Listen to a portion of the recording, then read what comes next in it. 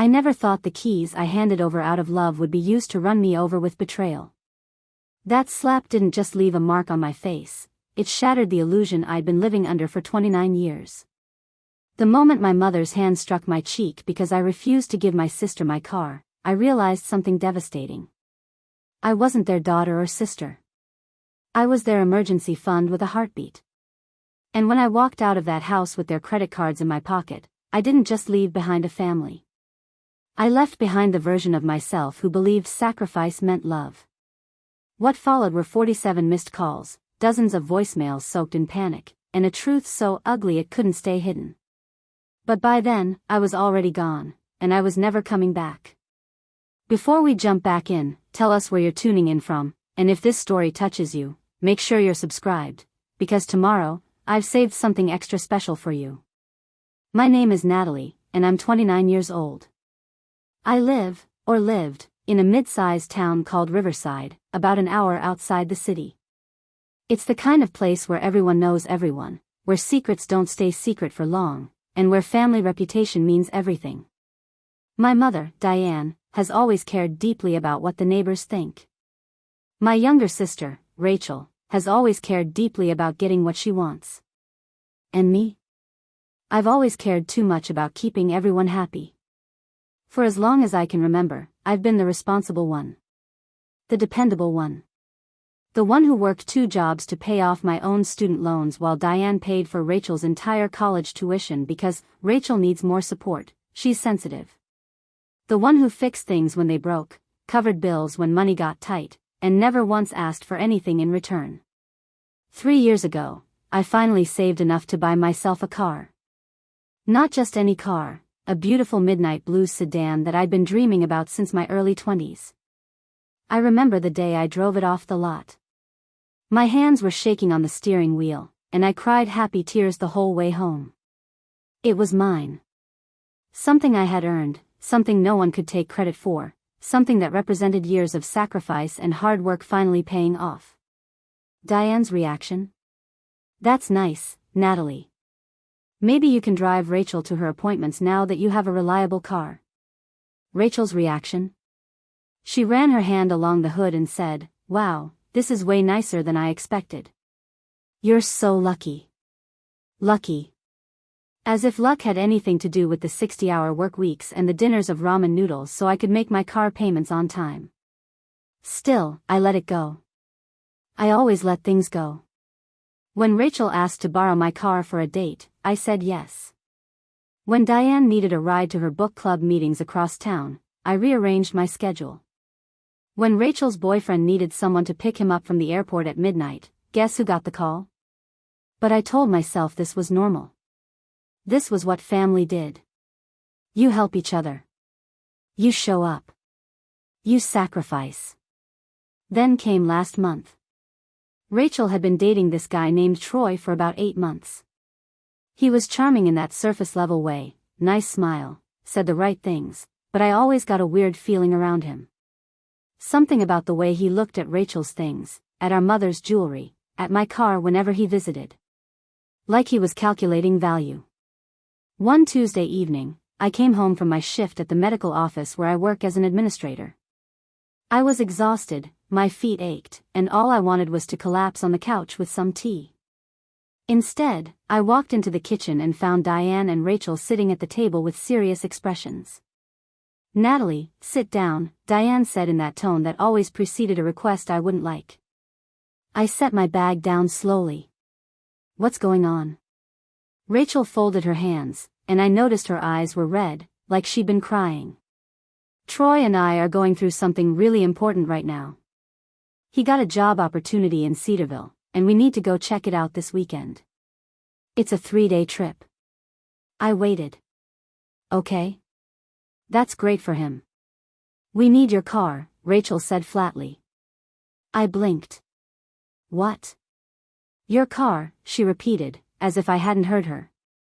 "Troy's car broke down last week, and mine is too old for a long highway trip.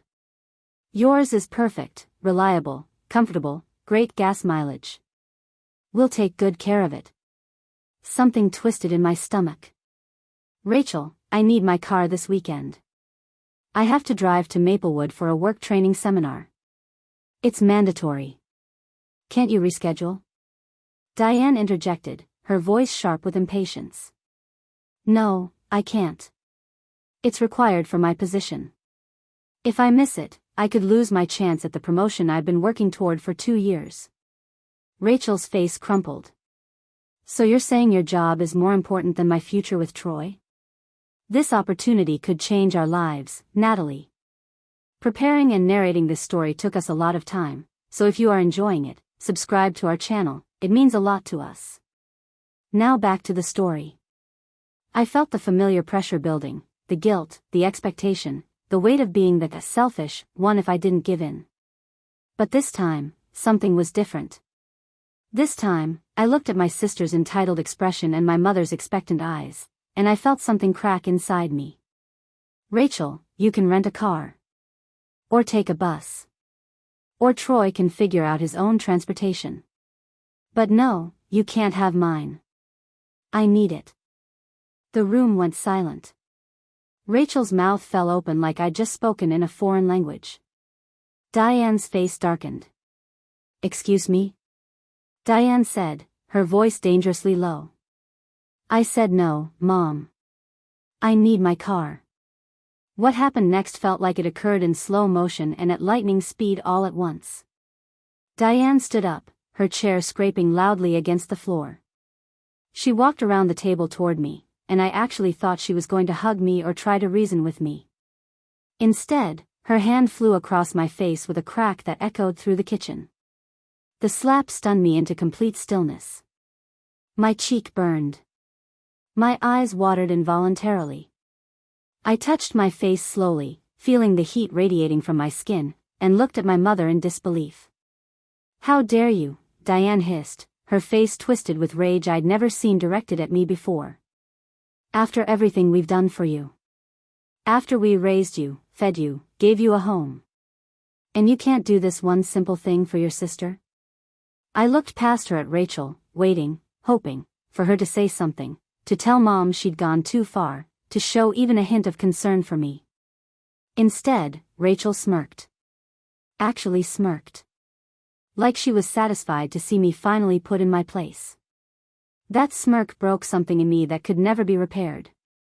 Everything became crystal clear in that moment. Every favor I'd done, every boundary I'd dissolved, every piece of myself I'd given away, none of it mattered. They didn't see me as Natalie, their daughter and sister.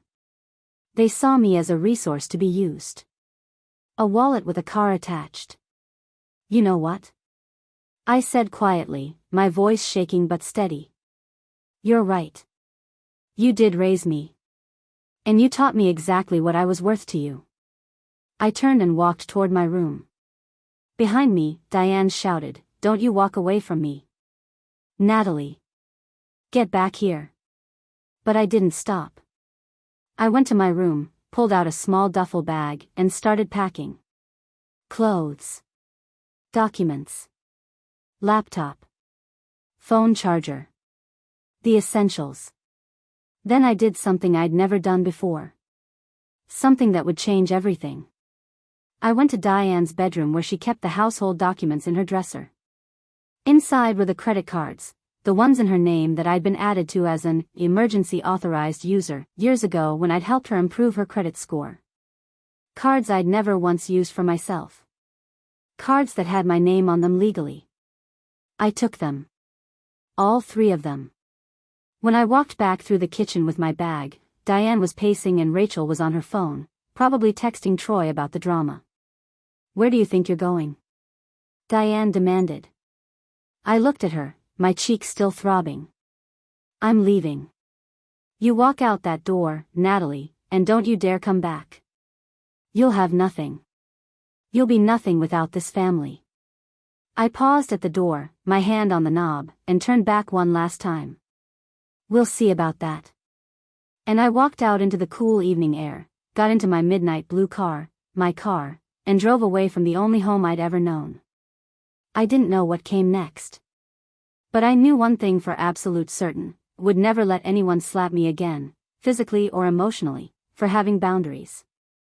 That night, as I checked into a budget motel on the edge of town, my phone started buzzing. 1 call. 2 calls. 5 calls. 10. By morning, there would be 47 missed calls. But by then, I would already be someone new. The motel room smelled like cheap detergent and old carpet, but to me, it felt like the first breath of air after being underwater for years.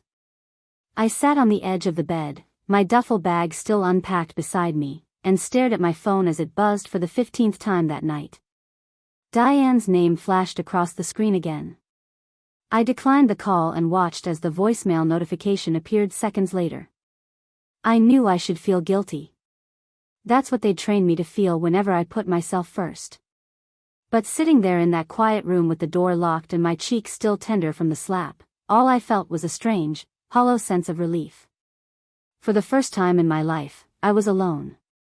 Truly alone. And it didn't feel like punishment, it felt like freedom. I finally opened my phone and listened to one of the voicemails. Diane's voice poured through the speaker, sharp and furious. Natalie Marie Harrison, you answer this phone right now. I don't know what's gotten into you, but this childish tantrum ends tonight. You come home, apologize to your sister, and we'll forget this ever happened.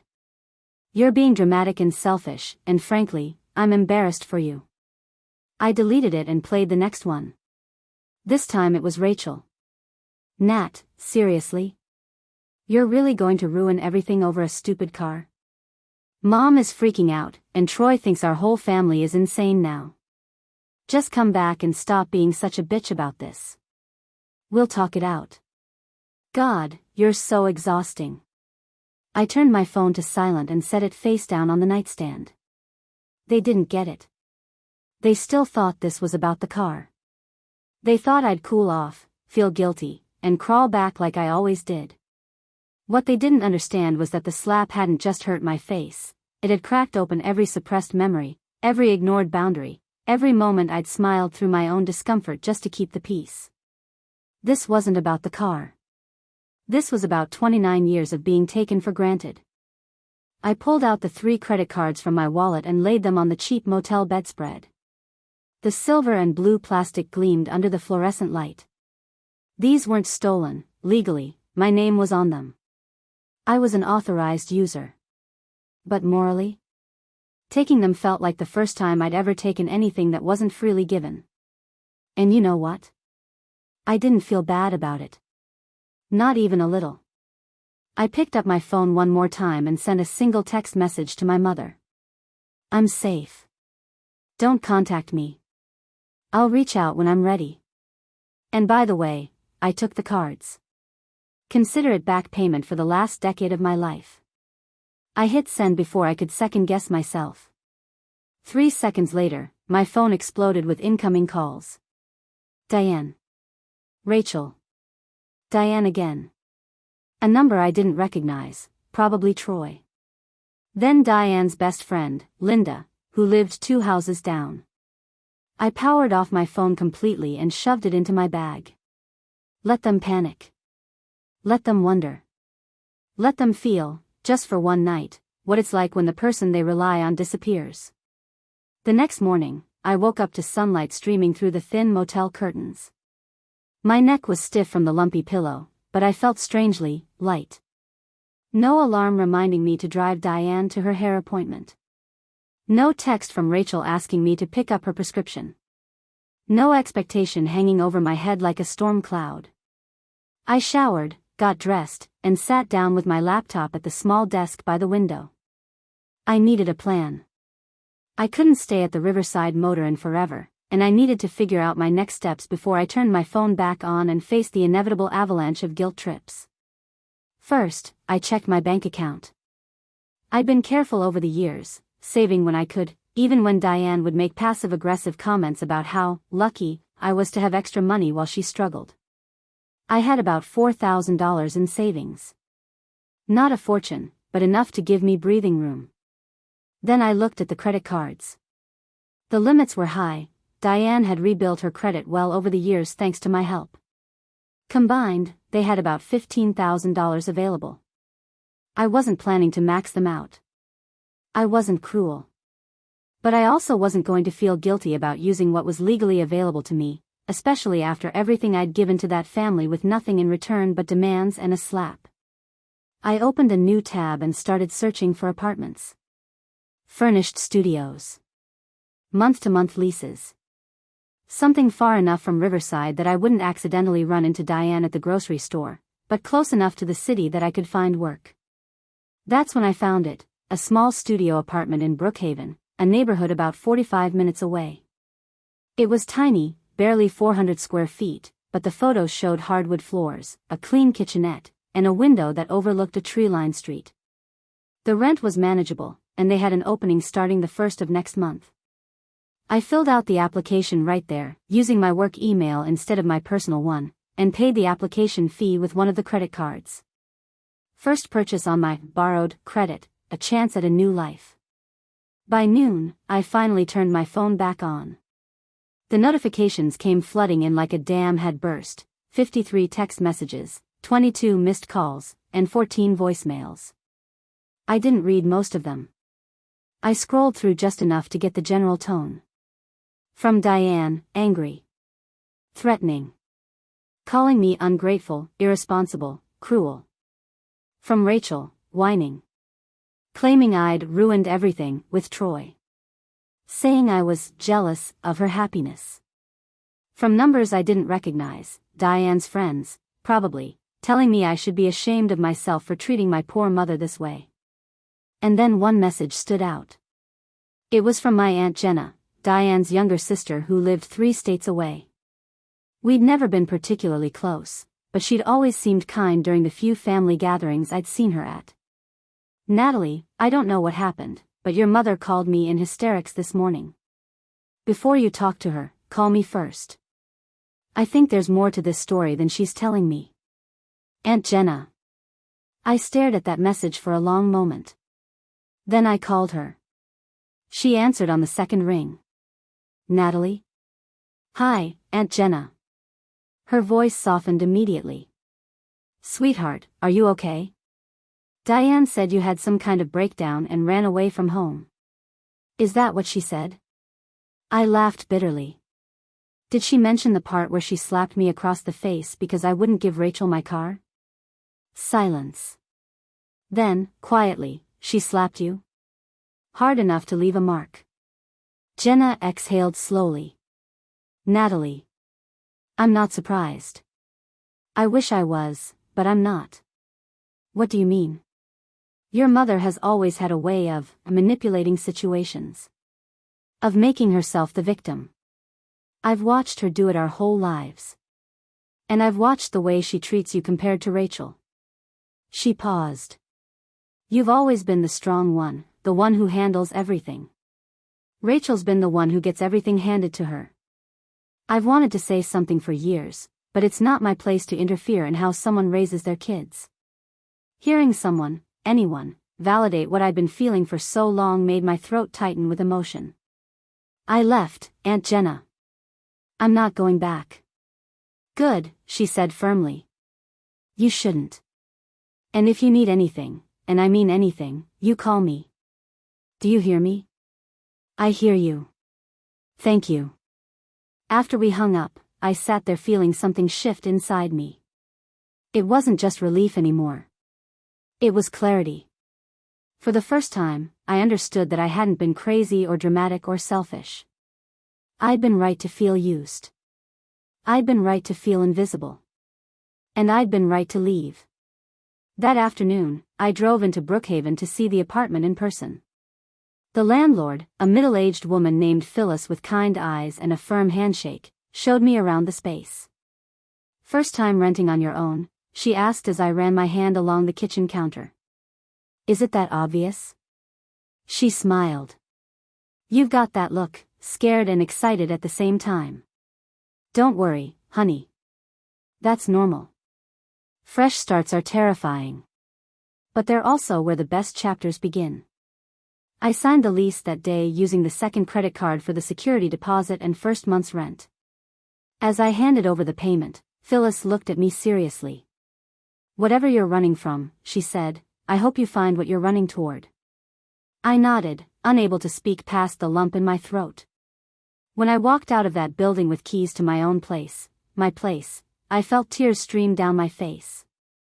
But they weren't sad tears. They were the kind of tears that come when something inside you that's been locked up for too long finally breaks free. I sat in my car for a long time, just breathing.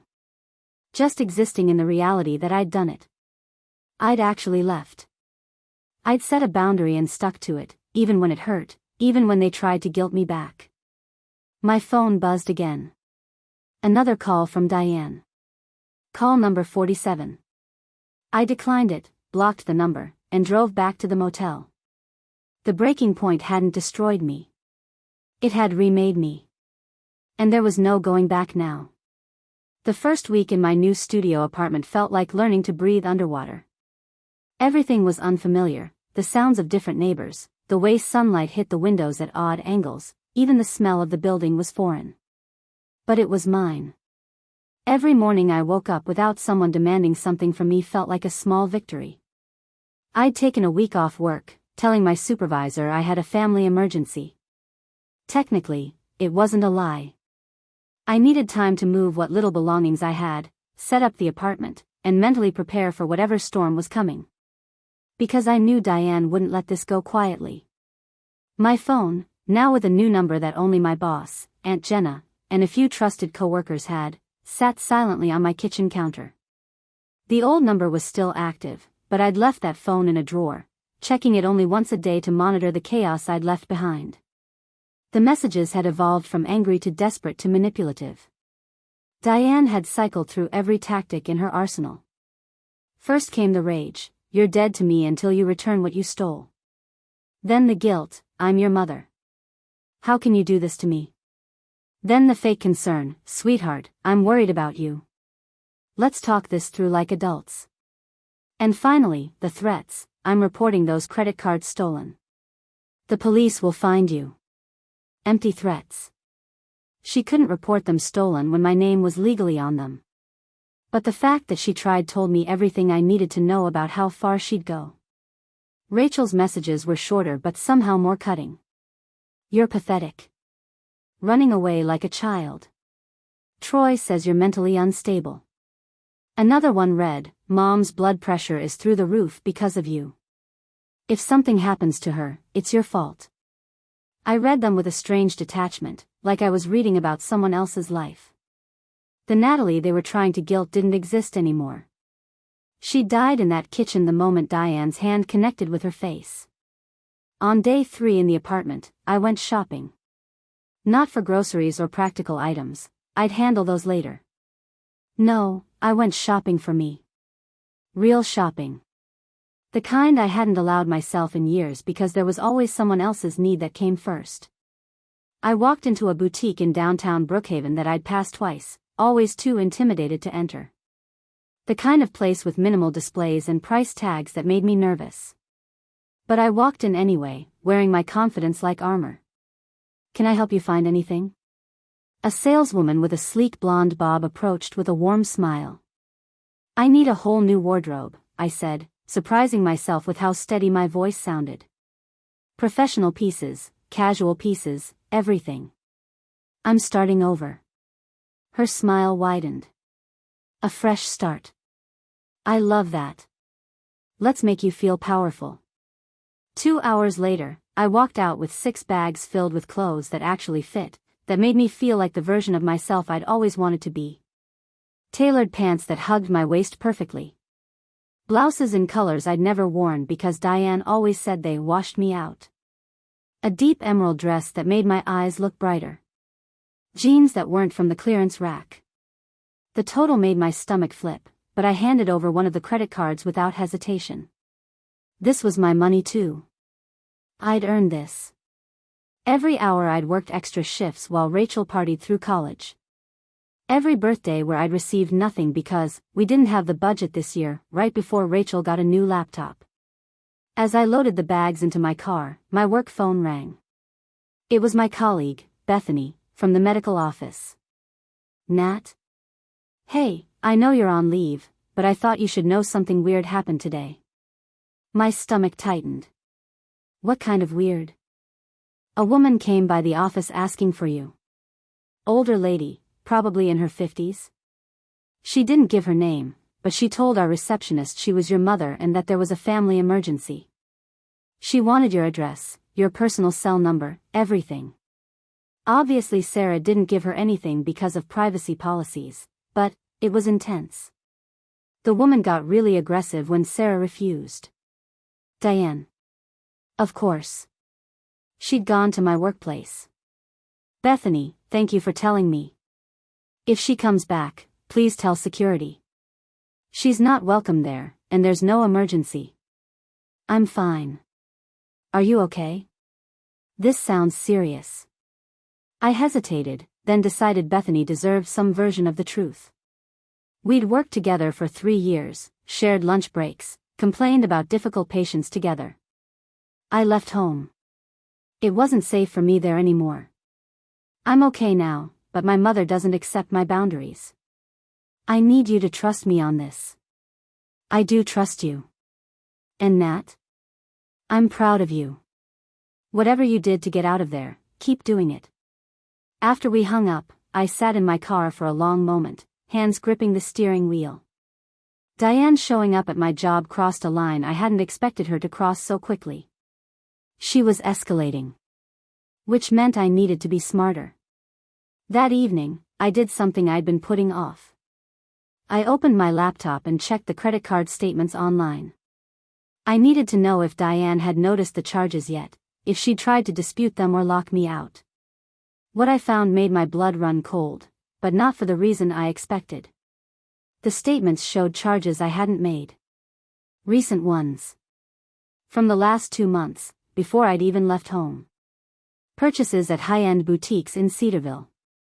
A hotel stay. Expensive dinners. Cash advances. Rachel had been using these cards behind Diane's back, racking up charges and hiding them in the statements, probably betting that Diane wouldn't notice among all the other household expenses. I sat back in my chair, my mind racing. This changed everything. Rachel wasn't just entitled and spoiled, she was actively stealing from our mother. And Diane had no idea. Part of me, the old Natalie, wanted to call Diane immediately and tell her. Warn her. Protect her, even after everything. But the new Natalie, the one who'd been slapped and called selfish, had a different idea entirely. I took screenshots of every fraudulent charge. Documented the dates, the amounts, the locations. Then I saved them in a secure folder on my laptop and backed them up to a cloud drive. Insurance. Evidence. Leverage. Whatever I wanted to call it, I now had proof that Rachel was the real problem in that family, not me. By the end of the week, I'd established a routine. Morning coffee on my tiny balcony watching the street wake up. Work resumed, I went back to the office with my head high and new clothes that made me feel capable. Evening walks through Brookhaven's downtown, exploring shops and cafes I'd never had time to visit before. I also started therapy. A recommendation from Aunt Jenna, who'd sent me the name of a counselor who specialized in family trauma. Dr. Pamela Chen, no relation to anyone I knew, had an office in a quiet building near the park. Our first session was harder than I expected. Tell me what brought you here, Natalie, she said, her voice gentle but direct. I told her everything. The years of being the family ATM. The slap. The escape. The credit cards. The fear that maybe I was the problem, that maybe I really was selfish and ungrateful like they said. Dr. Chen listened without interruption, occasionally taking notes. When I finished, she set down her pen and looked at me with clear, honest eyes. Natalie, what you're describing isn't a family. It's a system of exploitation with a hierarchy where you've been assigned the role of provider and scapegoat. When you tried to step out of that role, the system responded with violence to force you back into place. That's not love. That's control. Hearing a professional validate my experience cracked something open inside me. I cried in that office for 20 minutes straight while Dr. Chen handed me tissues and reminded me that tears weren't weakness, they were grief for the family I deserved but never had. Meanwhile, back in Riverside, things were apparently falling apart. I learned this through my old neighbor, Mrs. Ortega, who'd somehow gotten my new number from Aunt Jenna and called to check on me. "Mija, I don't want to gossip, but I thought you should know," she said in her warm, grandmotherly voice. "Your mother's been telling everyone who'll listen that you stole from her and abandoned the family. But people are starting to ask questions. Like why Rachel's car is suddenly in the shop again when she supposedly couldn't afford the trip without your car. And why your mother's been selling furniture on Facebook Marketplace." She's selling furniture? The good stuff too. The dining table, some of the living room pieces. People are talking, Natalie. They're putting pieces together. Some of us always knew you were the one holding that house up. After that call, I checked Facebook from a fake account I'd created. Sure enough, Diane had posted several items for sale, each listing sounding more desperate than the last. Must sell quickly, priced to move. Without my income, without my credit cards, without my presence, the whole house of cards was collapsing. Rachel had posted too. A long, dramatic status about fake family members who abandon you when you need them most, with several selfies of her looking sad. The comments were a mix of support and, interestingly, skepticism. A few people had commented asking pointed questions like, "Didn't Natalie pay for your kid's school?" and "Where's Troy in all this?" I closed the app and deleted it from my phone. Their spiral wasn't my responsibility anymore. I'd spent years trying to hold them up. Now it was time to let them learn how to stand, or fall, on their own. That night, I cooked dinner in my small kitchen. Nothing fancy, pasta with vegetables and a simple sauce, but it was mine. Made with ingredients I'd chosen, eaten at a pace I determined, in a space where no one demanded anything from me. As I ate at my little two-person table by the window, watching the evening settle over Brookhaven, I realized something profound. I wasn't running away from my family. I was running toward myself. And for the first time in 29 years, I was starting to like the person I was becoming. 3 weeks into my new life, the contrast between my world and theirs had become impossible to ignore. Every morning I woke up in my sunlit studio feeling lighter, while according to Mrs. Ortega's updates, Diane's house was sinking deeper into chaos. I'd started a new project at work, digitizing patient records for the entire medical office, a massive undertaking that came with a significant raise and the title of Senior Administrative Coordinator. My boss, Dr. Brennan, had pulled me into his office the day after I returned from my family emergency leave. "Natalie, I don't know what changed during your time off, but you seem different. More focused. Confident. Whatever it is, keep it up. You're doing exceptional work." If only he knew that what had changed was a slap and a stolen credit card. The raise meant I could afford my apartment comfortably and still have money left over for things I'd never prioritized before. I joined a yoga studio 2 blocks from my apartment. Started buying books instead of borrowing them.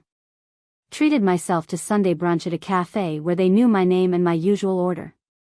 Small freedoms. Small joys. But they added up to something enormous, a life where I mattered.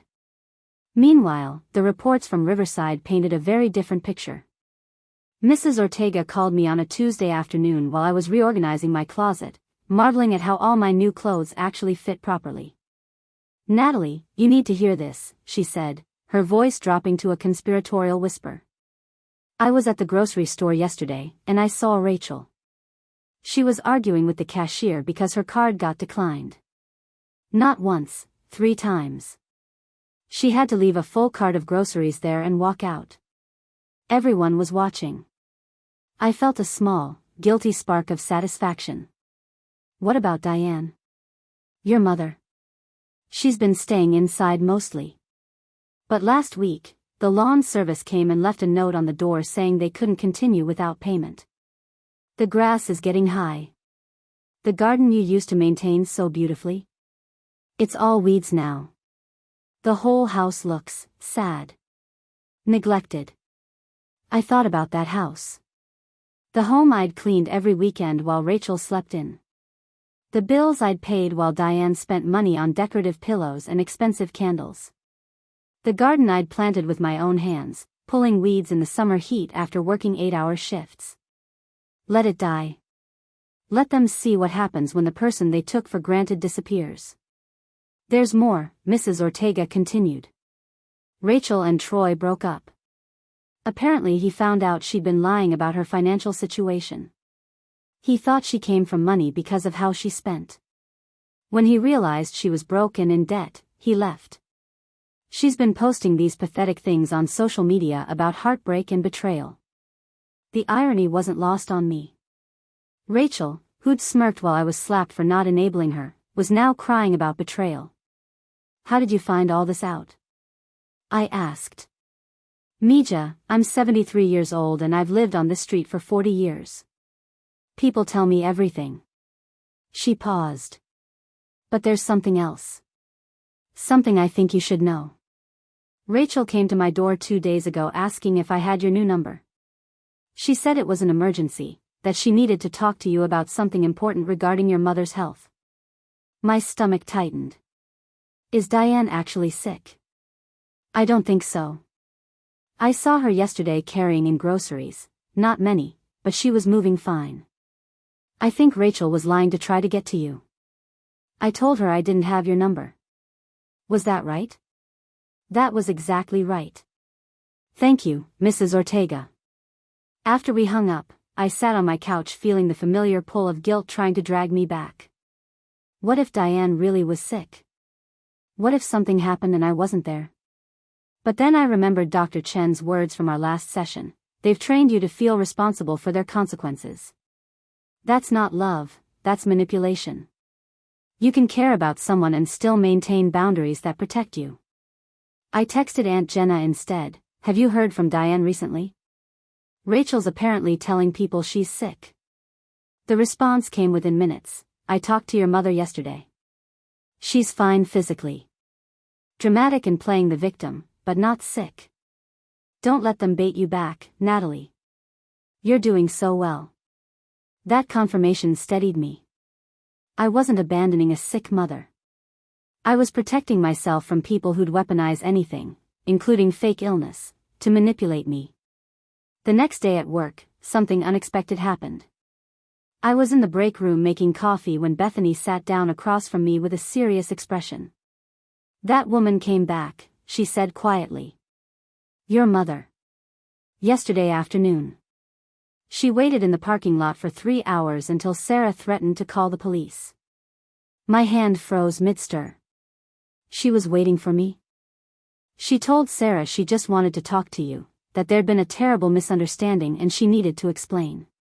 But Nat, the way she was acting, it wasn't normal concern.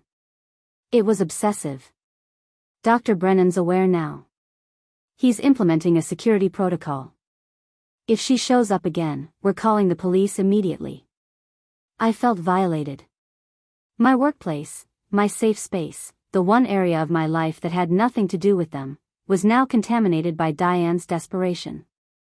I'm so sorry this is affecting everyone here, I said, my voice tight. Bethany reached across and squeezed my hand. Don't apologize. This isn't your fault. Whatever's happening with your family, you have the right to boundaries. We've got your back. That afternoon, I did something I'd been avoiding. I opened my old phone and scrolled through the accumulated messages. There were now over 200 texts across 3 weeks. The evolution was stark. Week 1, anger, you're a thief and a liar. How dare you take what doesn't belong to you? You'll regret this. Week 2, manipulation, I'm sorry we fought. Let's move past this. Rachel is devastated. She cries every day. Family forgives. Come home and we'll forget this happened. Week 3, desperation, we can't pay the electric bill. I need help with the mortgage. Rachel lost her job because she's been so depressed. Please, Natalie. We need you. And then, the most recent one from this morning, fine. Keep the money. Keep the cards. But you'll have to live with knowing you destroyed your family. I hope you're happy with yourself. I stared at that message for a long time. The old Natalie would have crumbled. Would have felt crushing guilt and driven straight back to Riverside with apologies and money. But I wasn't her anymore. I opened a new message and typed slowly, deliberately. I didn't destroy this family, Diane. I just stopped holding it together by myself. There's a difference. Don't contact me again. Don't come to my workplace. Don't send people to find me. I'm done being your solution to problems you created. Figure it out like I had to. I hit send before I could second-guess myself, then blocked the number entirely. My hands were shaking. My heart was pounding. But underneath the adrenaline was something solid and unshakable, certainty. That evening, I met Aunt Jenna for dinner at a restaurant halfway between Brookhaven and her town. She'd driven 2 hours just to see me, refusing to let me make the trip alone. When she saw me walk in, her face lit up. Natalie. Look at you. I'd worn one of my new outfits, the emerald dress that made me feel powerful.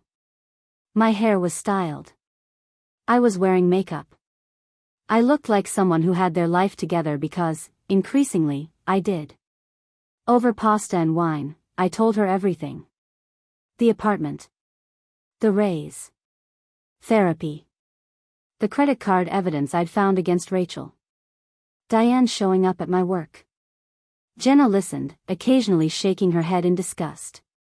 When I finished, she raised her glass. To the bravest person I know. You did what I could never do, you walked away from Diane's toxicity. I'm proud of you. We clinked glasses, and I felt tears prick my eyes. Sometimes I still feel guilty. Like maybe I should have tried harder to fix things. Natalie, listen to me. Jenna's voice turned firm. I've known my sister for 52 years. She's been manipulative and self-centered since we were children. Our parents enabled it, just like she enabled Rachel. You were born into a system designed to use you. The fact that you recognized it and escaped? That's not cruelty. That's survival. What about Rachel? She's my sister. Shouldn't I? Rachel is a grown woman who made choices. Bad choices. She lied, she stole from your mother, she mocked you when you were hurt. She's not your responsibility to fix either. Jenna leaned forward. You know what the best revenge is? Not revenge at all. It's building a life so good they can't touch it. That phrase stuck with me. A life so good they can't touch it. I was building exactly that. While they scrambled to pay bills I used to cover, I was thriving. While Rachel's relationship imploded and Diane's reputation crumbled, I was earning respect and finding peace. While they spun stories about my cruelty, I was becoming the person I'd always had the potential to be. The parallel tracks of our lives had never been clearer. They were falling because they'd built everything on a foundation of using me. I was rising because I'd finally learned to value myself. When I got home that night, I found an envelope that had been slipped under my door. No return address. No stamp. Hand-delivered. Inside was a single piece of paper with Rachel's handwriting. You win, Natalie. You broke us. I hope you're proud. Mom might lose the house. I have nothing. But sure, enjoy your perfect new life while we suffer. Some sister you are. I read it twice, then walked to my kitchen trash can and tore it into small pieces. As I watched the scraps flutter into the garbage, I felt absolutely nothing. No guilt. No sadness. No urge to rescue them. Just a clear, calm understanding. This was never about me winning or them losing. This was about them finally facing consequences they'd always avoided because I'd been there to catch them. I wasn't catching anyone anymore. And I'd never felt more free. For weeks after I'd left, they showed up at my door.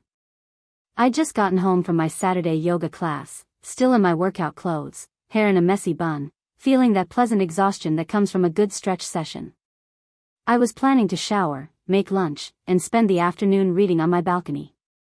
A perfect, peaceful Saturday. Then I heard the knock. 3 sharp raps that somehow sounded aggressive even through the door. I froze, my keys still in my hand. I wasn't expecting anyone. The only people who knew my address were Aunt Jenna, my landlord Phyllis, and my workplace for emergency contact purposes. I looked through the peephole and my stomach dropped. Diane and Rachel stood in the hallway. Diane was wearing what I recognized as her respectable mother outfit, a navy cardigan and pressed slacks, her hair carefully styled. Rachel stood slightly behind her, arms crossed, looking sullen in jeans and an oversized sweater that had definitely seen better days. My first instinct was to pretend I wasn't home. But my car was in the parking lot. They knew I was here. My second instinct was panic.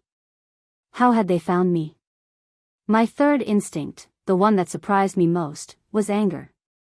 Pure, white-hot anger that they'd violated my space, tracked me down, and shown up uninvited. I opened the door but didn't unhook the chain lock. The 6-inch gap between us felt like the only thing protecting the peace I'd built. How did you find me? My voice came out colder than I'd intended. Diane's face immediately shifted into a practiced expression of wounded motherhood. Is that really how you greet your family after weeks of silence? No, hello. No, I'm glad to see you. I asked you a question. How did you find me?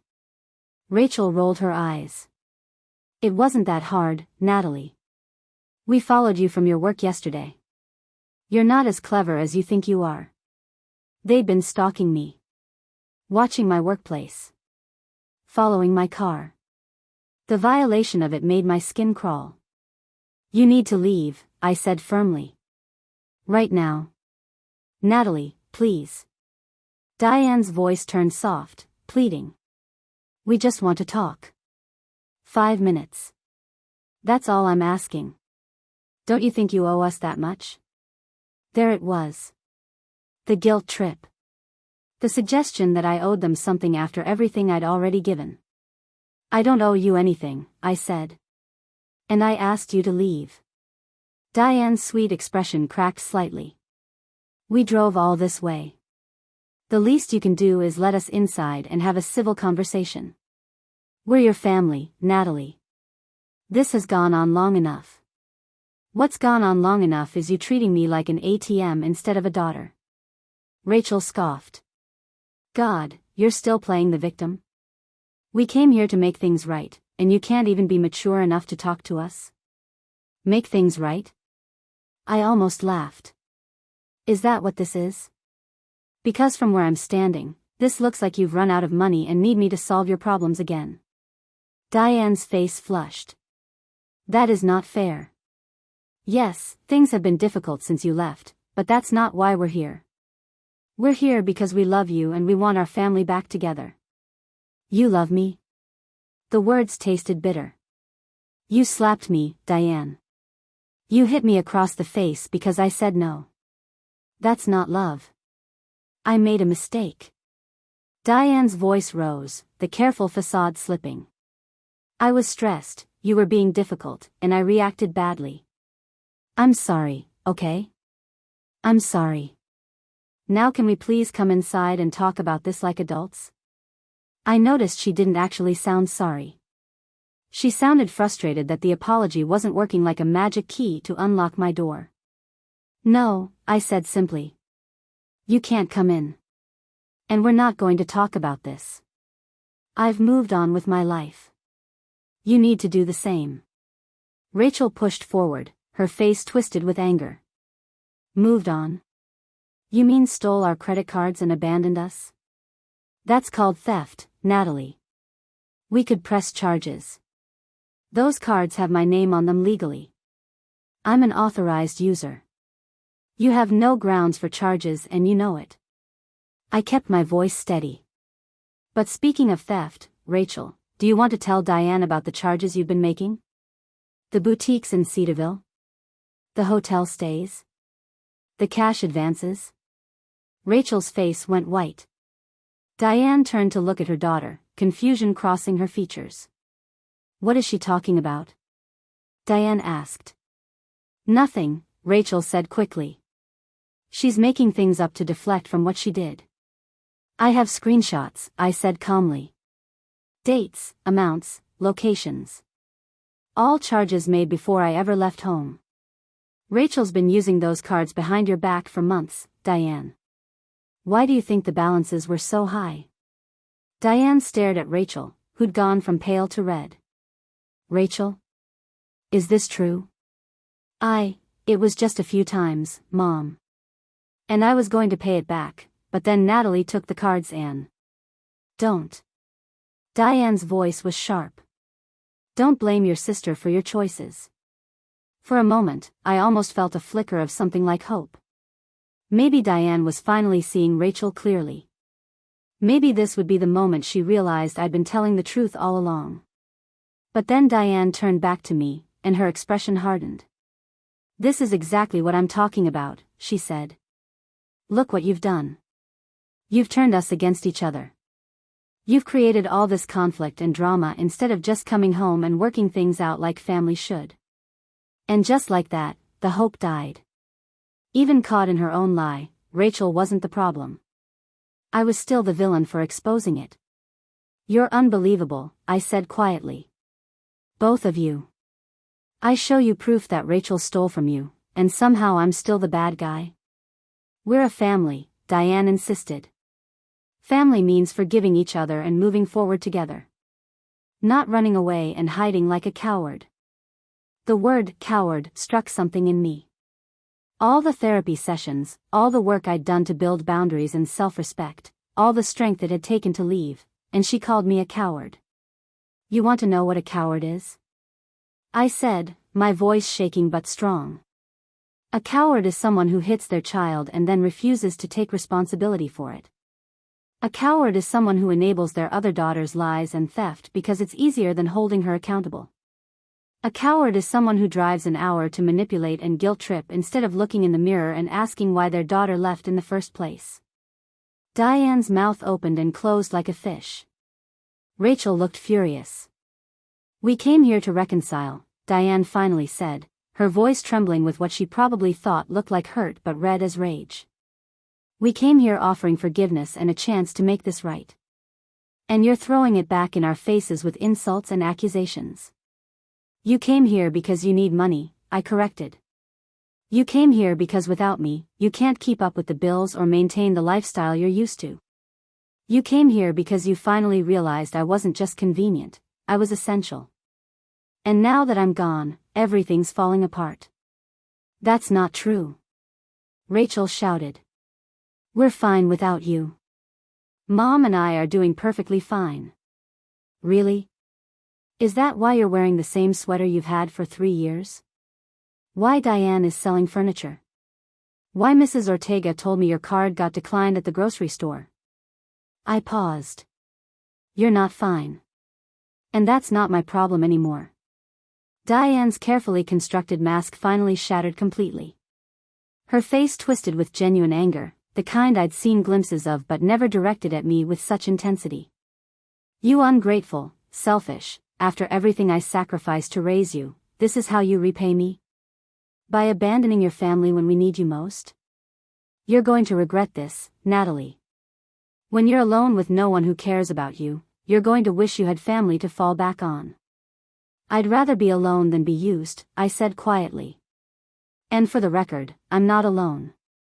I have people in my life who value me for who I am, not what I can provide them. That's something you never gave me. We're done here, Diane said, grabbing Rachel's arm. Let's go, Rachel. Your sister has made her choice. She wants to throw away her family over money and pride. Fine. She's dead to us. They started to turn away, and I should have just closed the door. Should have let them leave and been done with it. But something made me call out one more time. Diane. She turned back, eyebrows raised in cold expectation. You asked if I was happy with myself, I said, thinking of her text from days ago. The answer is yes. For the first time in my life, I actually am. I hope someday you figure out why that terrifies you so much. Her face went rigid. Without another word, she turned and walked down the hallway, Rachel trailing behind her, both of them radiating fury. I closed the door, relocked the chain, and slid down to sit on the floor with my back against it. My whole body was shaking. My heart was pounding so hard I could hear it in my ears.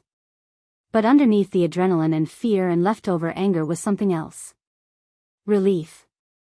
I'd done it. I'd faced them, held my boundaries, and refused to be manipulated back into their dysfunction. I hadn't wavered. Hadn't caved. Hadn't let guilt override my sense of self-preservation. I pulled out my phone and called Aunt Jenna, my hands still trembling. "They found me," I said when she answered. "They were just here." "Oh, sweetheart. Are you okay?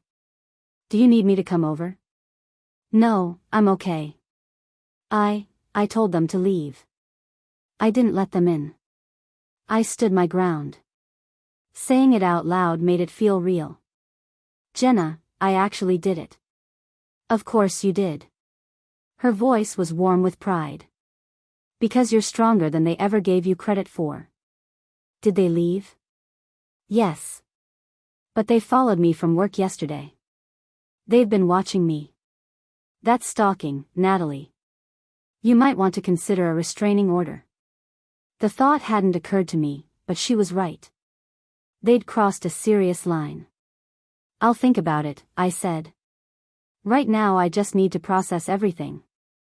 After we hung up, I sat there on my apartment floor for a long time, letting the emotions wash through me. The confrontation had been ugly and painful, but it had also been clarifying. They hadn't come to genuinely apologize or reconcile. They'd come to manipulate me back into position, to restore the dynamic where I gave and they took. And when that hadn't worked, when I'd refused to play my assigned role, they'd gotten angry and vindictive. Which told me everything I needed to know about whether I'd made the right choice in leaving. That evening, I did something I'd been putting off. I logged into the credit card accounts and checked the statements again. Then I called the credit card company.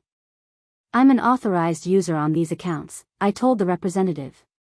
"But I need to remove myself from all 3 cards effective immediately.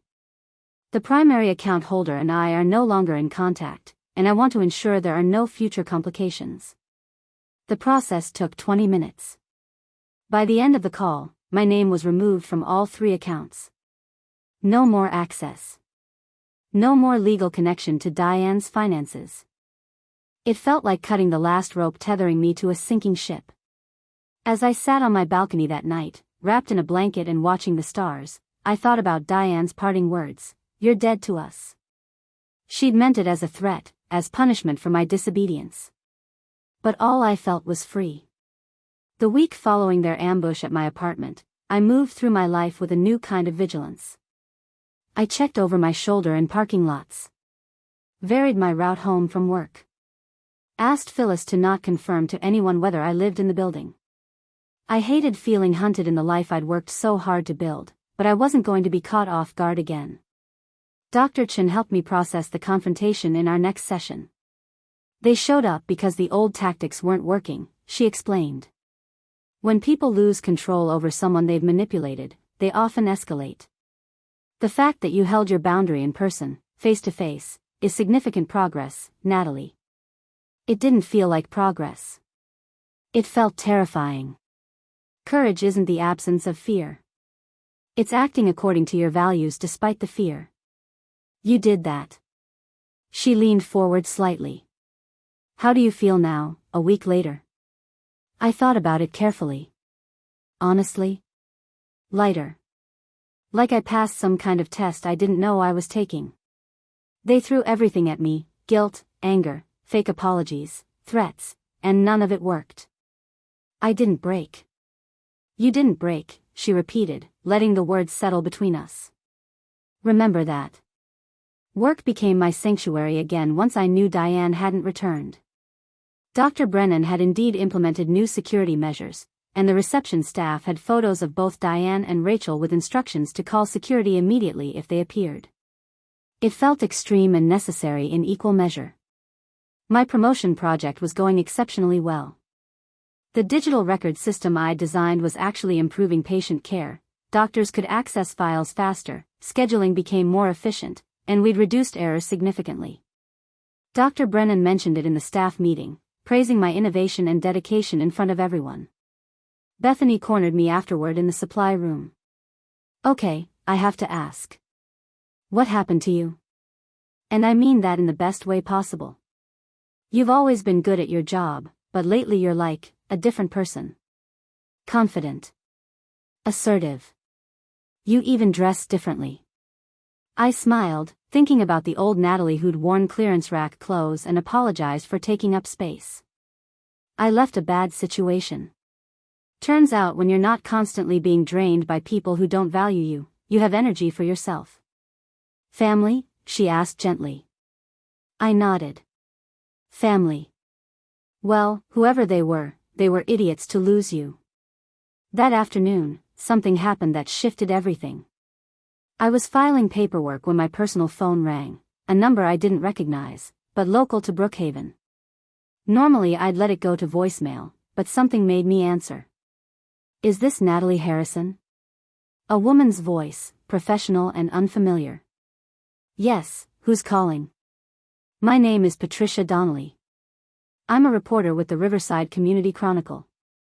I'm working on a story about financial elder abuse in family systems, and your name came up in connection with some concerning patterns I've been investigating. Would you be willing to speak with me? My blood went cold. How did you get my name? I've been interviewing residents in your mother's neighborhood as part of a broader investigation into financial exploitation. Several people mentioned that you had been supporting your family extensively before leaving abruptly. I'm trying to understand the full picture of what happens when adult children become de facto providers for their parents. I have nothing to say, I said quickly. I understand your hesitation. But Miss Harrison, if what I'm hearing is accurate, your situation might help other people recognize similar patterns in their own lives. You could. I said no. Please don't contact me again. I hung up, my hands shaking. A reporter. Someone was investigating Diane. Or at least investigating the dynamics in families like ours. Part of me felt a vindictive satisfaction. Let Diane deal with questions about why her daughter fled. Let the community scrutiny she cared so much about turn toward her own behavior. But another part of me felt exposed. I'd worked hard to build this new life separate from all of that. The last thing I wanted was to become part of some news story about family dysfunction. I called Aunt Jenna immediately. A reporter called me, I said without preamble. From Riverside. Asking about Diane and financial abuse. Jenna was quiet for a moment. Interesting. That explains something, actually. Diane called me yesterday in a panic, asking if I'd been spreading lies about her to journalists. I had no idea what she was talking about. I told her I hadn't spoken to any reporters. What do you think is happening? I think, Jenna said slowly, that when you left, people started paying attention. Mrs. Ortega and others in the neighborhood who always knew something was off but couldn't quite name it.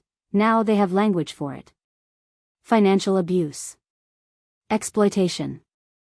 And apparently someone's writing about it. I don't want to be part of this, I said. I just want to move on. Then don't participate. You don't owe that reporter your story. You don't owe anyone an explanation. What you've already done, leaving, building your own life, that's your statement. She was right. My life now was the answer to every question about whether I'd made the right choice. But the call had unsettled me. It meant Diane was facing public scrutiny, which meant she was probably spiraling, which meant she might escalate again. I wasn't wrong. 3 days later, I was leaving work at the end of my shift when I saw Rachel waiting by my car in the parking lot. Not Diane this time, just Rachel, looking significantly worse than she had the week before. Her hair was unwashed, pulled into a messy ponytail. Dark circles shadowed her eyes. The expensive-looking sweater had been replaced with an old t-shirt. I stopped several feet away, keeping distance between us. You need to leave, Rachel. Now. Just hear me out, she said, and her voice cracked. Not the manipulative tears I'd seen before, but something that sounded almost genuine. Please, Nat. 5 minutes. I don't have 5 minutes for you. Leave, or I'm calling security. Mom's falling apart. The words burst out of her desperately. That reporter, she published an article. It's online. Everyone in Riverside has seen it. They're talking about us, about Mom, about how she treated you. People we've known for years are crossing the street to avoid us. Mrs. Ortega won't even make eye contact anymore. Good, I thought viciously. Let them feel a fraction of what I felt. That's not my problem, I said aloud. The bank is threatening foreclosure on the house. Mom can't keep up with the mortgage without your help. We tried to get a loan, but her credit is maxed out because of, she stopped abruptly. Because of you, I finished. Because you spent years stealing from her while I was covering the actual bills. Rachel's face crumpled. I know. I know I messed up. I've been trying to find work, but no one's hiring, and without Troy, I don't have anywhere to go if we lose the house, and, her voice broke completely. I'm scared, Natalie. I'm really scared. For just a moment, I felt it. That old pull to fix things, to rescue her, to be the solution to problems I didn't create. The instinct that had been drilled into me for 29 years. But then I remembered the smirk on her face when Diane slapped me. The way she'd called me a bitch for not handing over my car. The text accusing me of breaking the family. The charges she'd hidden and lied about. You should be scared, I said quietly. You should have been scared years ago when you were making choices that led to this moment. But instead, you assumed I'd always be there to catch you when you fell. I know I treated you badly. Badly? I cut her off. Rachel, you watched Mom hit me and you smiled. You stole money while I was working myself to exhaustion. You called me pathetic for finally standing up for myself. That's not badly. That's cruel. I'm sorry. Tears were streaming down her face now. I'm so sorry, Nat. I was jealous, okay? You were always the responsible one, the smart one, the one everyone could count on. I felt like I could never measure up, so I just stopped trying. I let you carry everything because it was easier. And I resented you for it because it made me look bad. It was possibly the most honest thing Rachel had ever said to me. And it didn't change anything. Your jealousy doesn't justify what you did. And your apology doesn't obligate me to save you from the consequences. I pulled my keys from my bag. I need you to move away from my car. What am I supposed to do? She asked, her voice small and broken. The same thing I did, I said. Figure it out. Get a job, any job. Budget. Sacrifice. Learn to live within your means. Be an adult. I paused.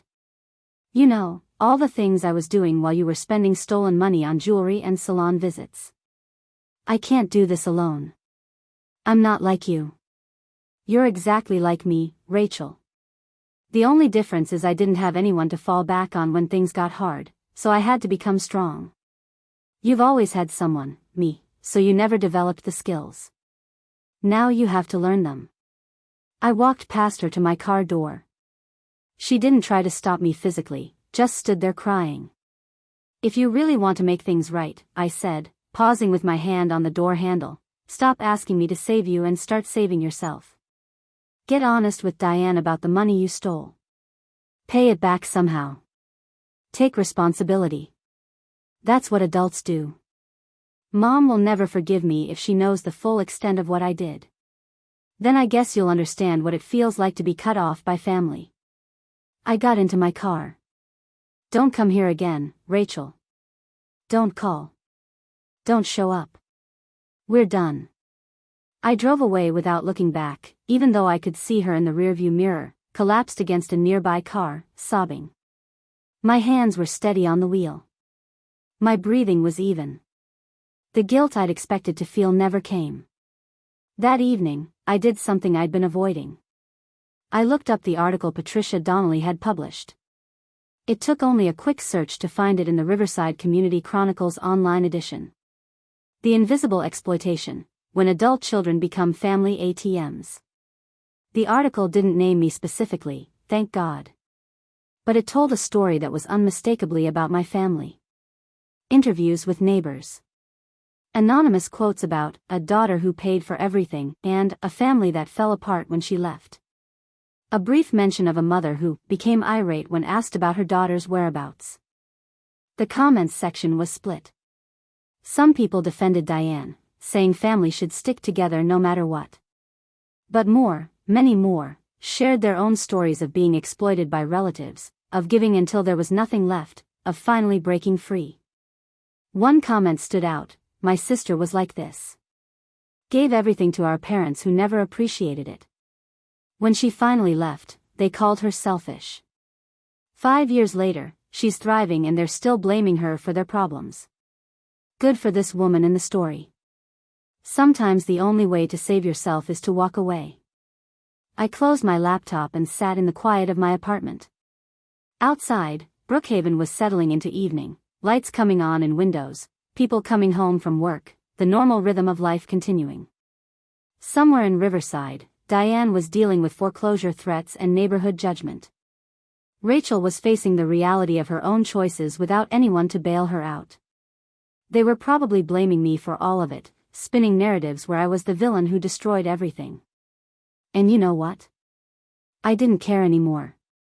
Their story about me wasn't my truth. My truth was this apartment, this job, this life I'd built from nothing. My truth was therapy sessions and yoga classes and Sunday brunches.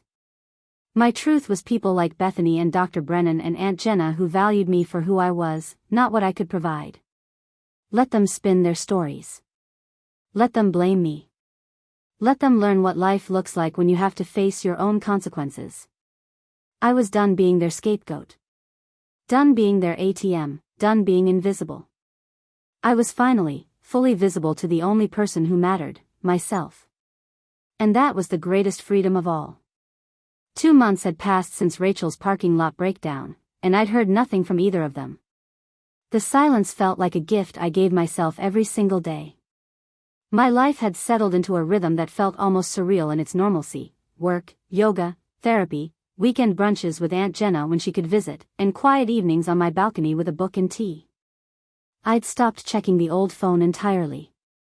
Whatever messages accumulated there were no longer my concern. I'd moved forward so completely that Riverside felt like a different lifetime, a story about someone else. Then came the phone call that shattered the quiet. It was a Tuesday evening in late autumn. I'd just finished making dinner, honey-glazed salmon with roasted vegetables, a meal I'd taught myself from a YouTube tutorial, when my current phone rang. The number was local to Riverside, but not one I recognized. Against my better judgment, I answered. "Natalie? It's Mrs. Ortega." Her voice sounded strained, older somehow. "I'm sorry to call you. I got your number from your aunt. I know you don't want contact from Riverside, but I thought you should know something." My stomach tightened. "What happened?" "Your mother is in the hospital. She collapsed yesterday at the grocery store. Heart attack. They're saying stress-related." The room tilted slightly. I sat down hard on my couch. Is she going to be okay?" "They think so. She's stable now, in the cardiac unit at Riverside Memorial." "But Natalie..." Mrs. Ortega hesitated. "Rachel called me asking if I could get you to come. She's overwhelmed. Your mother has been asking for you." There it was. The final test. The ultimate manipulation. Whether intentional or not, this was the moment designed to pull me back. Family emergency, potential death, a mother asking for her daughter from a hospital bed. Every movie, every book, every cultural message I'd ever absorbed told me there was only one right response: rush to the hospital, reconcile at the bedside, realize that family matters more than hurt feelings. But I'd learned something crucial over these months. Those stories were written by people who'd never been slapped for setting boundaries. Who'd never been used as ATMs by the people who should have protected them. who'd never had to choose between their family and their sanity. "Mrs. Ortega," I said slowly, carefully. "Thank you for telling me. But I'm not going to the hospital. Mija, she's your mother." "What if?" She stopped herself. "I'm sorry. That's not fair of me. You have your reasons." "I do. And one of them is that every time I've responded to an emergency, every time I've dropped everything to help, it reinforced the pattern that my boundaries don't matter. That my needs are less important. That I'll always come running." What should I tell Rachel? Tell her what she already knows, that she needs to handle this herself. She's 31 years old. She can deal with a parent in the hospital without me. After we hung up, I sat in silence for a long time. I didn't cry. I didn't panic. I just sat with the weight of the decision, examining it from every angle, waiting for the guilt to hit. It didn't come. Instead, what came was clarity. Diane had made choices that led to this stress. Rachel had made choices that exacerbated it. And while I genuinely didn't wish my mother harm, rushing back to play savior wouldn't change the fundamental dynamics that had made me leave in the first place. I called Dr. Chen, grateful she'd given me her emergency line for moments like this. "A parent in the hospital is one of the most difficult tests of boundaries," she said after I explained. "Society tells us we should forgive everything in crisis. But crisis doesn't erase abuse. It doesn't negate the harm they caused. You're allowed to protect yourself even when there's suffering." What if she dies, though? What if I don't go and she dies and I have to live with that? Then you'll grieve. But Natalie, you'd also grieve if you went back and sacrificed your well-being, your peace, your hard-won freedom. Either way, there's loss. The question is which loss you can live with. I knew the answer immediately. I could live with not being at that hospital. I couldn't live with undoing all the progress I'd made, with walking back into that toxic system, with becoming invisible again. "I'm not going," I said aloud, and the decision settled into my bones with absolute certainty. The next morning, I woke up to 17 missed calls from an unknown number and a voicemail from Rachel that oscillated between desperate pleading and bitter accusations. "Mom's asking for you. She keeps saying your name. Don't you have any compassion? Any human decency? She's in a hospital bed and you can't even visit for an hour? What kind of person are you? Fine, don't come. Just know that if anything happens to her, it's on you. You'll have to live with abandoning her when she needed you most. I hope you can sleep at night knowing you're this selfish." I deleted it without finishing. But the calls didn't stop. Over the next 3 days, I received calls from people I hadn't spoken to in years. Diane's friends. Distant cousins. Even Rachel's ex, Troy, somehow got my number and left a message about doing the right thing. The pressure was immense. Every cultural expectation, every "but she's your mother" argument, every implication that I was heartless for maintaining boundaries during a medical emergency, it all piled on, trying to crush the resolve I'd built. On the 4th day, Aunt Jenna showed up at my apartment unannounced. I opened the door to find her standing there with a serious expression and 2 coffees from my favorite cafe. "I'm not here to tell you what to do," she said, walking in and setting the coffees on my kitchen counter. "I'm here to tell you what I know." We sat on my couch, and she turned to face me fully. "I went to the hospital yesterday," she said. "To see Diane. Not for her, for you. I wanted to assess the situation myself so I could give you real information, not manipulation. And? She's going to be fine. The heart attack was mild. They're keeping her for observation, but her prognosis is good. She'll need lifestyle changes, less stress, better diet, medication, but she's not dying, Natalie." Relief washed through me, though I hadn't realized how much tension I'd been holding. "More importantly," Jenna continued, "I talked to her. Really talked to her. I asked her directly why she thought you'd left. Do you know what she said?" I shook my head. "She said, Natalie became selfish and ungrateful. I don't know what got into her. Even now, even in a hospital bed after a heart attack caused by stress, She takes zero responsibility. She genuinely believes she did nothing wrong. Did you tell her about the slap? The exploitation? I did. I told her exactly why you left, in detail. And you know what she said? That slap was nothing. Natalie's just oversensitive. I raised her better than to abandon family over one mistake. Jenna's expression was sad and frustrated. She doesn't get it, Natalie. I don't think she ever will. She's incapable of seeing herself as anything but the victim in this story. I absorbed this, feeling the last small piece of hope I'd been carrying, hope for eventual understanding, for reconciliation on equal terms, finally die. What about Rachel? Rachel's a mess.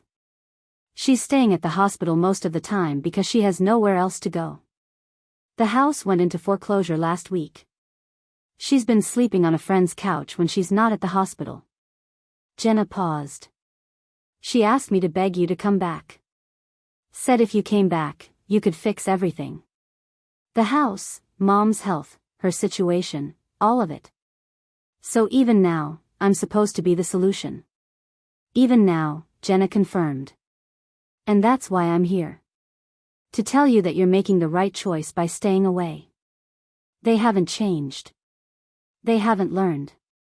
They're just in crisis and want their safety net back. That's not the same as actually valuing you. I felt tears prick my eyes, not from sadness, but from gratitude. Thank you for checking. For seeing them clearly. For telling me the truth. You've become someone incredible these past months, Jenna said, squeezing my hand. Don't let their emergency undo that. After she left, I stood on my balcony watching the evening settle over Brookhaven. Somewhere in Riverside, Diane was in a hospital bed, probably still convinced she'd done nothing wrong. Rachel was homeless and desperate, probably still believing I was the villain. And I was here, in my safe apartment, feeling sad but certain. I pulled out my phone and sent one final text to Rachel's number, the last communication I intended to have. I heard about Mom. I'm glad she's going to be okay. But I'm not coming to the hospital, and I'm not coming back to fix your situations. You both need professional help and to take responsibility for your own lives. I wish you healing, but I can't be part of your journey anymore. Don't contact me again. This is goodbye. I hit send, then blocked the number. That night, I slept deeply and dreamlessly. No guilt. No second guessing. No crisis of conscience. Because the truth was simple, Diane's heart attack didn't erase the slap. The foreclosure didn't erase the exploitation. Their suffering didn't obligate me to sacrifice myself again. I'd already given them years of my life. I wasn't giving them my future too. The next morning, I woke up to sunlight streaming through my windows and the quiet knowledge that I'd passed the ultimate test. They'd thrown the biggest guilt trip possible at me, a parent in the hospital, and I'd held my boundary anyway. Not because I was cruel or heartless, but because I'd finally learned that protecting myself wasn't selfish. It was survival. And I chose to survive as a whole person, not as someone's emergency fund with a heartbeat. I got ready for work, made my coffee, and stepped out into another beautiful day in Brookhaven.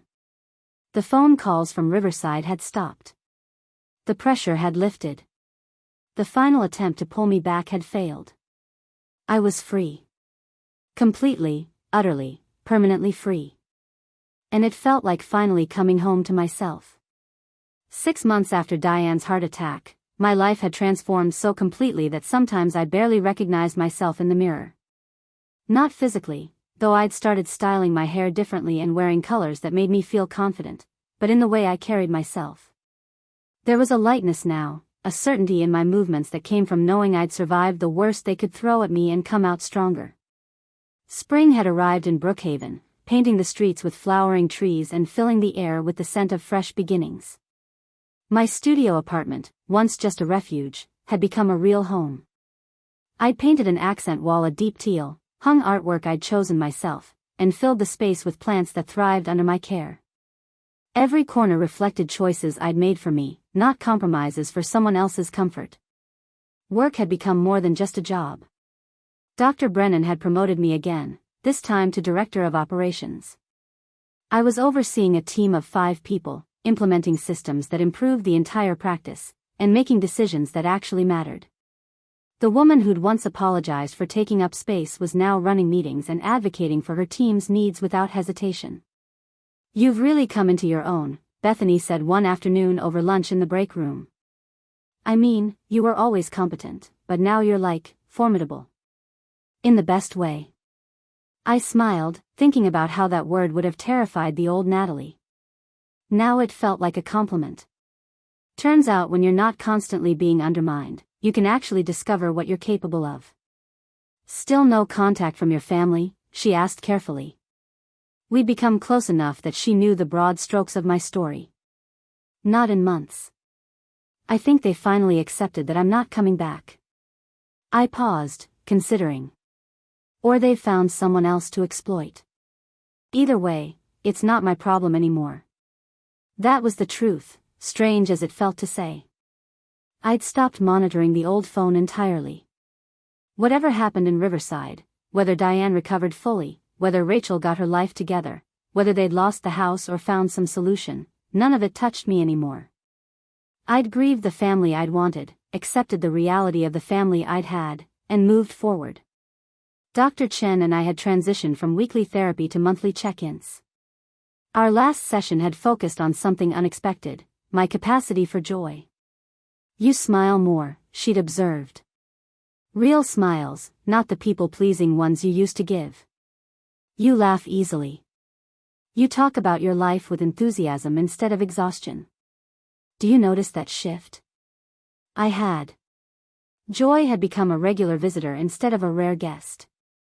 Simple things brought me happiness: Saturday mornings at the farmer's market, trying new recipes, reading in the park, coffee dates with Aunt Jenna who'd become one of my closest friends.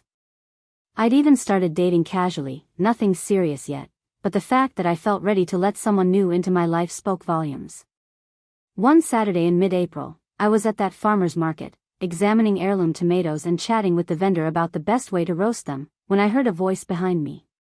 "Natalie?" I turned and found myself face to face with someone I hadn't seen in years, my high school friend, Kimberly Chin. We'd been close once, before life and geography had pulled us in different directions. "Kim. Oh my God, what are you doing in Brookhaven?" "I just moved here actually. New job at the tech company downtown. I've been here 2 weeks and still getting oriented." She looked me up and down with obvious approval. "You look amazing.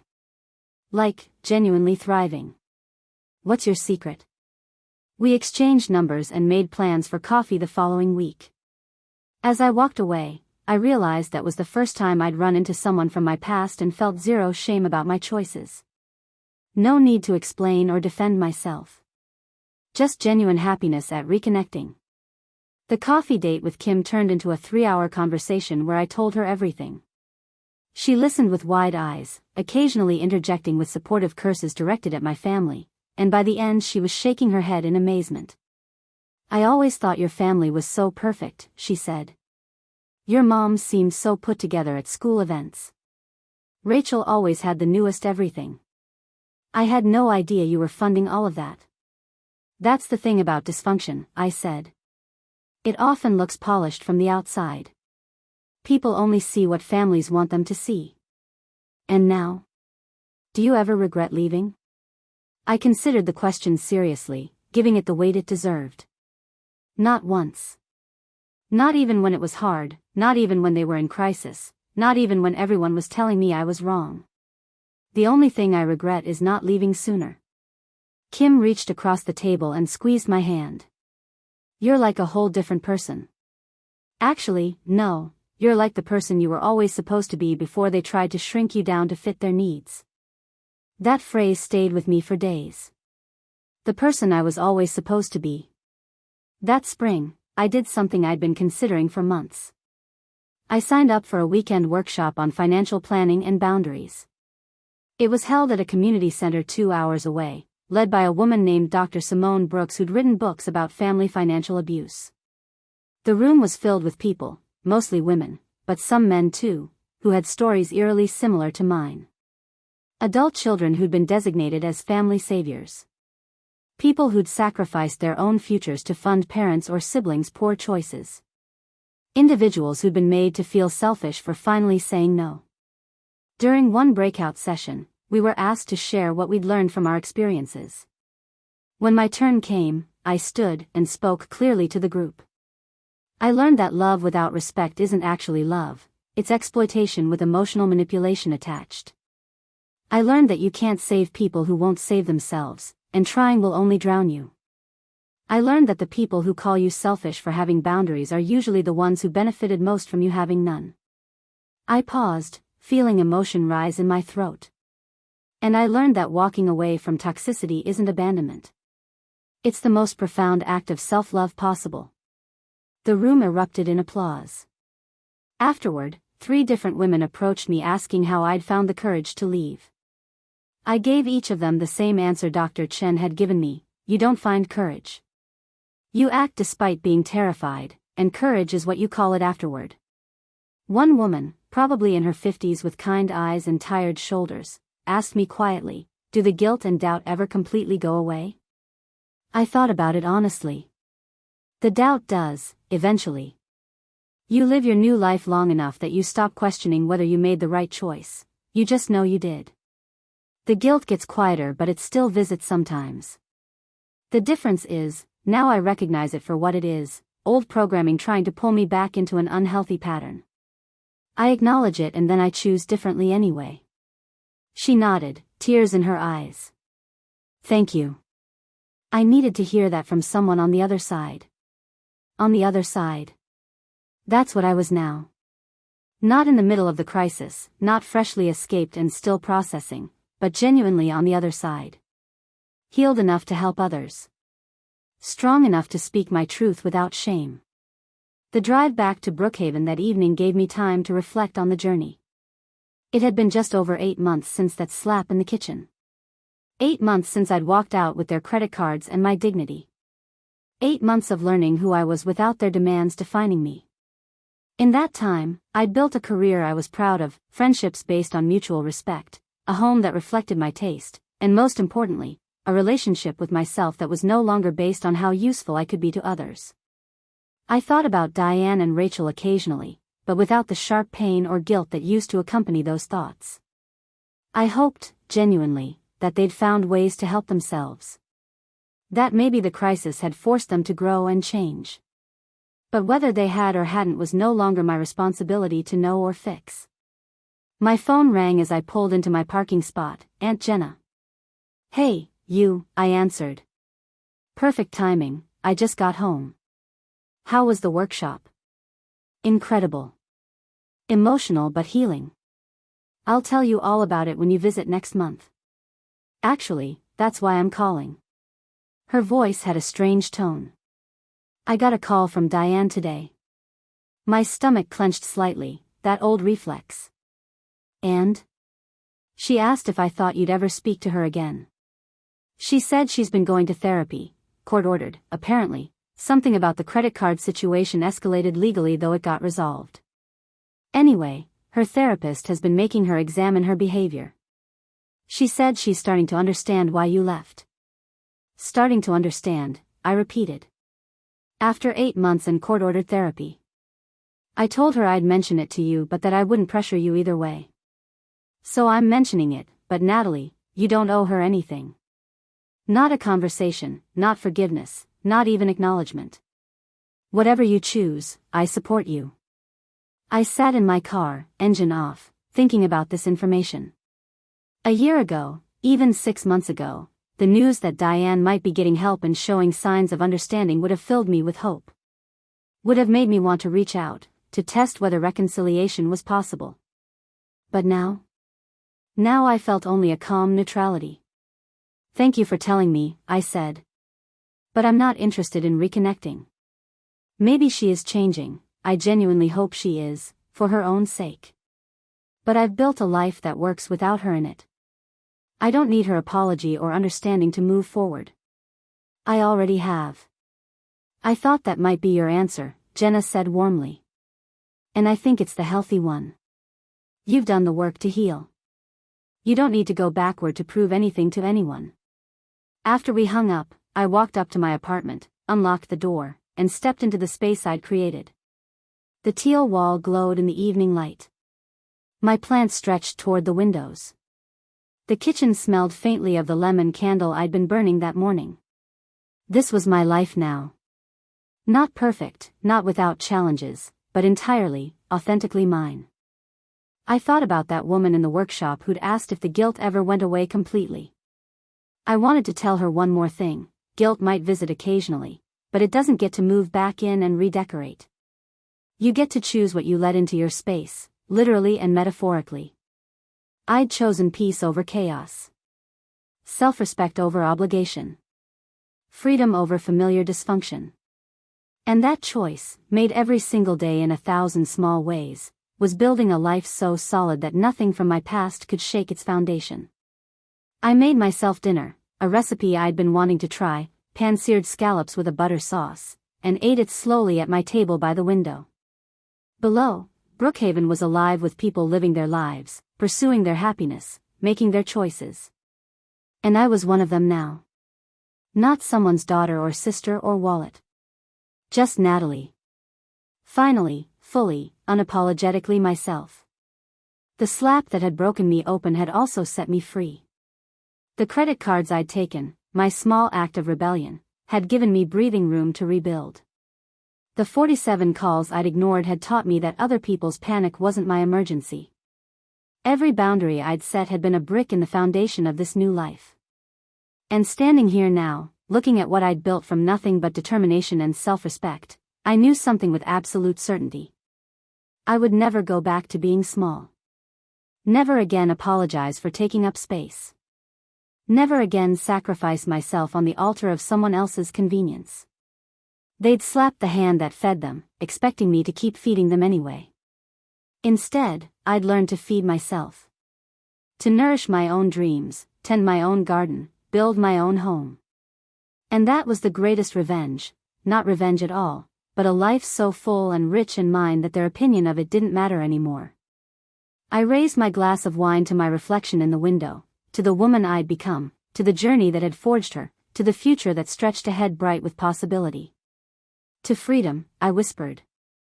To choosing myself. To never looking back. And as the sun set over Brookhaven, painting the sky in shades of gold and pink, I smiled. Not a people-pleasing smile. Not a smile hiding pain. A real smile. The smile of someone who'd walked through fire and discovered she was made of something that couldn't burn. The smile of someone who was finally, beautifully, completely free. Up next, you've got 2 more standout stories right on your screen. If this one hit the mark, you won't want to pass these up. Just click and check them out.